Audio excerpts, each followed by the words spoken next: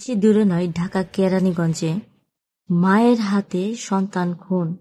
2 বছরের সন্তান মায়ের হাতে খুন। কেমনে হইল? চলুন বিস্তারিত জানা যাক। 2 বছরের সন্তান কিভাবে মায়ের হাতে খুন হলো?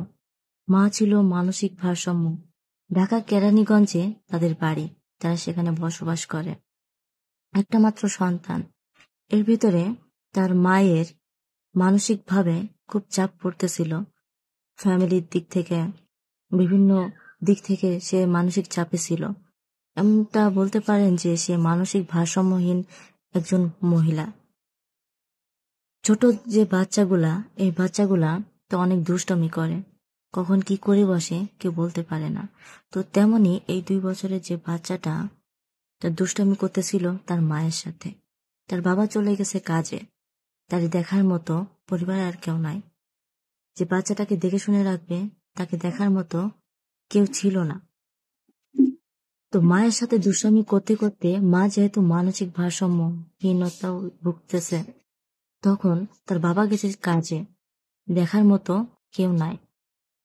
দাদা দাদি যার ইচ্ছা মতো যাদের কাজের জন্য যেখানে সেখানে ছিল, যার অবস্থানে ছিল।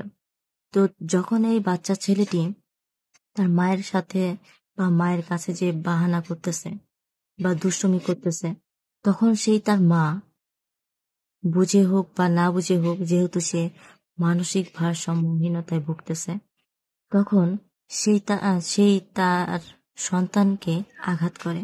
এমনভাবে আঘাত করার সাথে সাথে তার সন্তানটা মাটিতে লুটিয়ে পড়ে। এই মানসিক ভারসাম্য যে মাটা তার সন্তানকে আঘাত করার সাথে সাথে সে মাটিতে যখন লুটিয়ে পড়ল, তখন সে বুঝতে পারেন যে তার সন্তান দুনিয়া থেকে বিদায় নিয়ে গেছে।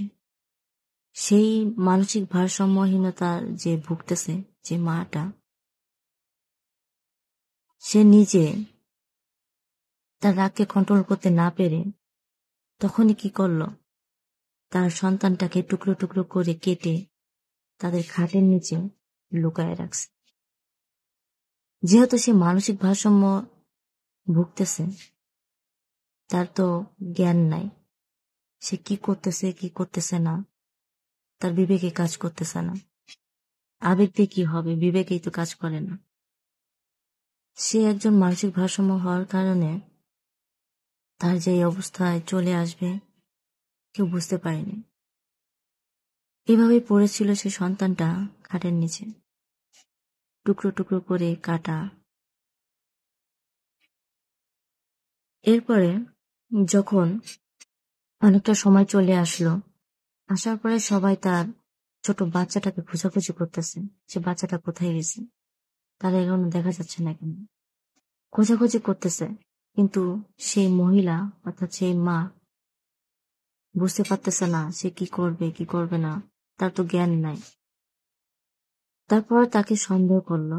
সন্দেহ করার পর খোঁজাখুঁজি করতে করতে সে খাটের নিচে সেই দেহগুলো পাইছে, সেই টুকরো টুকরো দেহটা পাইছে। পাওয়ার পরে তাকে এলাকাবাসী চাপ দিচ্ছে যে তাকে পুলিশে ধরাবে, এটা করবে ওটা করবে।